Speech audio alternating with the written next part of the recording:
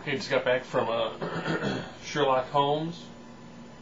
If I would have seen this a couple days ago, this obviously would have made my top movies 2009. This was a fantastic movie.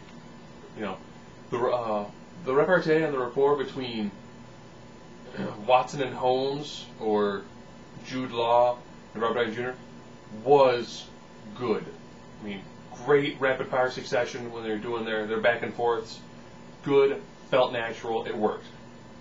Would I see more from Rachel McAdams? You know, I kind of felt like her character, while important to the main overall, point of the story, just, I don't know, it seemed like she probably needed a little more screen time to really make you, care more. I mean, when Watson mentions, very briefly, that she's the criminal who bested you twice, even if it was just a really brief little flashback, that would have added a lot more to her character. I loved how Holmes fights. He goes through in his mind, like, here's what I'm going to do, this, and then, when you see it happen, it still comes off very well.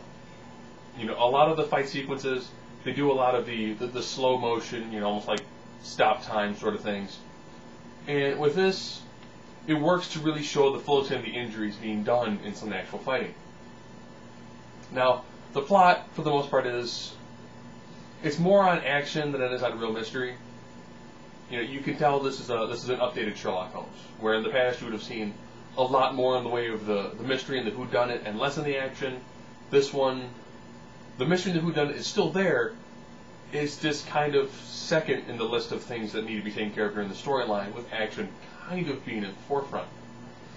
Essentially, you have Lord Blackwood, who was a man who was executed fairly early on in the movie, and he comes back from the dead through the use of bizarre occult powers.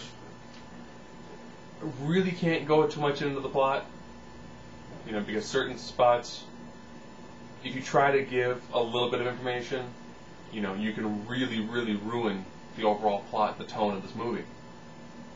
So that being said, excellent, very good, and it actually screams sequel with a villain that will make for an excellent sequel to Sherlock Holmes. So,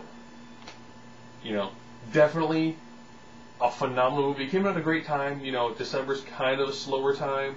December, January, you get kind of, you really tend to not get movies that are essentially, this could have been a great late summer movie.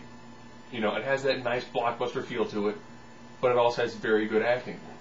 So, Sherlock Holmes, by far one of the better movies of last year, and a very awesome pick to see sometime in the early part of this year.